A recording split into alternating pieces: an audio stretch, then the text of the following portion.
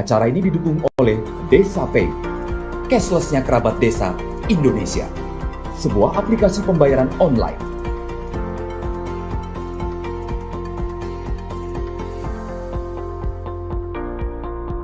Di Desa Pay, kita akan mendapatkan update berita desa dari TV Desa.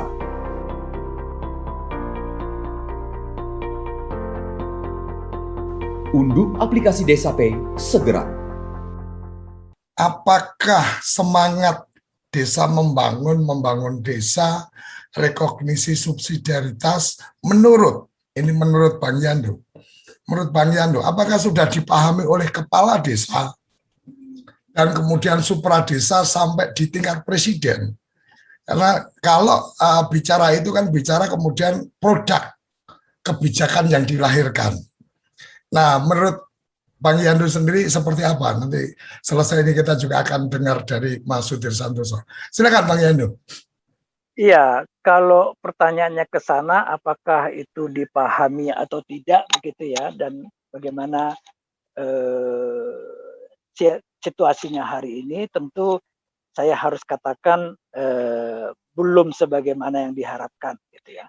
Bahkan mungkin satu hal yang paling sampai hari ini saya sedih sebenarnya adalah hari pertama ketika Jokowi menjabat presiden misalnya, itu langsung perintah dana desa adalah untuk infrastruktur. Itu udah pelanggaran berat tuh sebenarnya.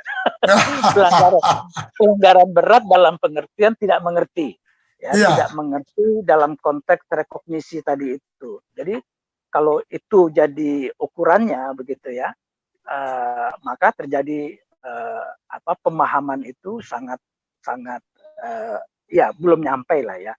Itu kalau kita bicara di tingkat presiden, dan itu kan diteruskan sampai hari ini gitu ya, bahwa setiap tahun ada yang namanya peraturan menteri desa tentang prioritas dana desa dan lain sebagainya, itu kan mencirikan itu gitu. Misalnya seperti itu di tingkat, dan kalau di tingkat kepala desa tentu ya kita maklum ya, kepala desa jadi repotnya nih Mas Koco ya, apa semangat yang dibawa oleh undang-undang desa yang seperti yang saya sampaikan tadi, itu kan sebenarnya berlawanan ya, berlawanan dengan praktik dari sistem pemerintahan kita terhadap desa yang selama sudah 25 tahun. Ya, jadi kalau kita tarik tahun 79 itu, Undang-Undang 579 ke 2013 atau 2014 itu kan kurang lebih 25 tahun. Tapi itu tidak 25 tahun sebenarnya. Praktek dari Undang-Undang Pemerintahan Desa 579 itu sudah dilaksanakan pada hari pertama setelah Orde Baru ada. Jadi sejak 66 itu sudah ada. Ya, jadi kita lihat misalnya tahun 66 itu untuk pertama kali dicanangkan yang namanya Impres Desa dan seterusnya. Jadi ini sudah jadi praktik dari birokrasi selama 35 tahun. Ya, itu satu. Yang kedua, dia tidak lagi hanya sekedar praktik dari birokrasi, tetapi sudah menjadi disiplin ilmu. Ya, itu diajarkan di yang namanya Institut Pemerintahan Dalam Negeri itu, IPDN.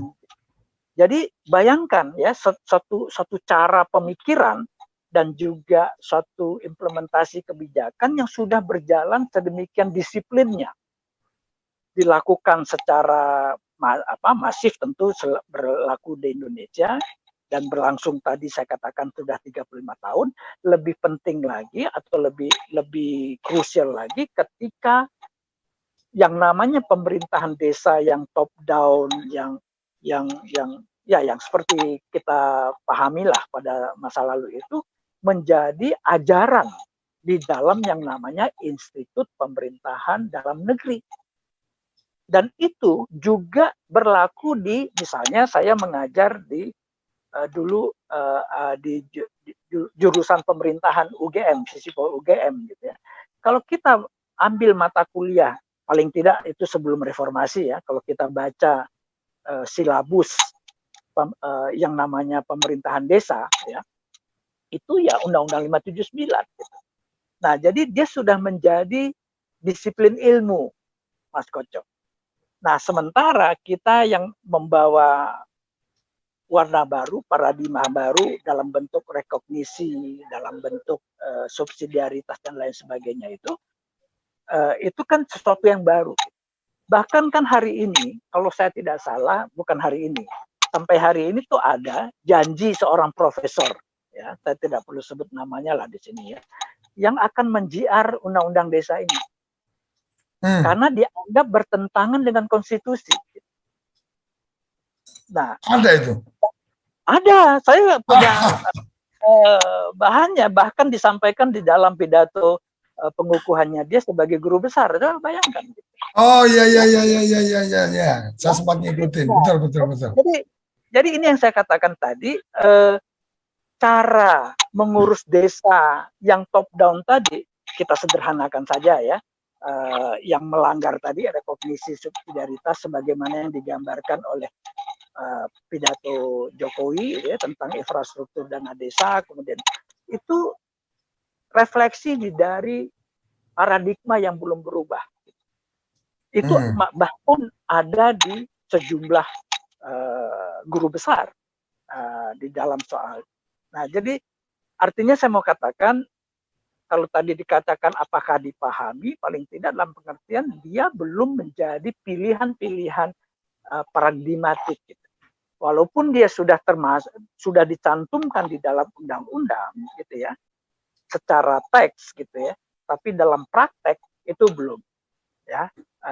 Walaupun mungkin dibanding masa lalu, sifat top down dari pemerintahan di tingkat desa sekarang tentu jauh berubah. Tapi kalau ditanya apakah prinsip subsidiaritas sudah dipahami, dilaksanakan, tentu jawabannya belum. Tapi saya bisa maklum karena seperti saya katakan tadi, praktik yang lama tadi itu sudah praktik yang top down tadi sudah beratur lama dan juga didukung di dalam disiplin yang namanya ilmu pemerintahan desa.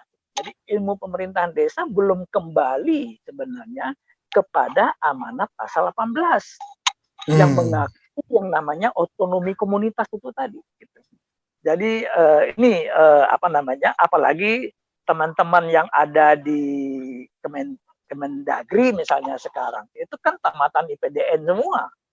Yang ilmunya ya ilmu 579 gitu loh. Walaupun sekarang sudah ada Undang-Undang 6 2014, tapi cara bacanya adalah masih 579. Nah, dalam konteks itu. Nah, dalam konteks inilah mungkin saya juga bisa menyinggung sedikit, mestinya kalau kita bicara perubahan sekarang yang sedang berubah, harusnya mengarah ke sana. Gitu. Nah, pertanyaannya kan adalah apakah belum terlaksananya prinsip-prinsip rekognisi subsidiaritas itu di dalam penyelenggaraan kebijakan hari ini berada pada tingkat undang-undang atau dalam tingkat praktik. Nah, ini yang sebenarnya perlu kita pertanyakan kepada para inisiator yang sedang mendorong perubahan undang-undang desa tadi.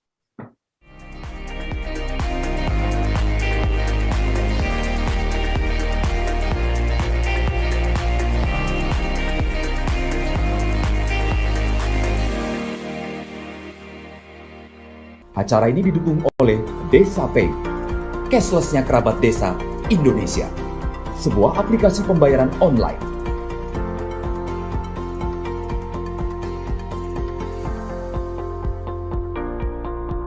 Di Desa Pay, kita akan mendapatkan update berita desa dari TV Desa.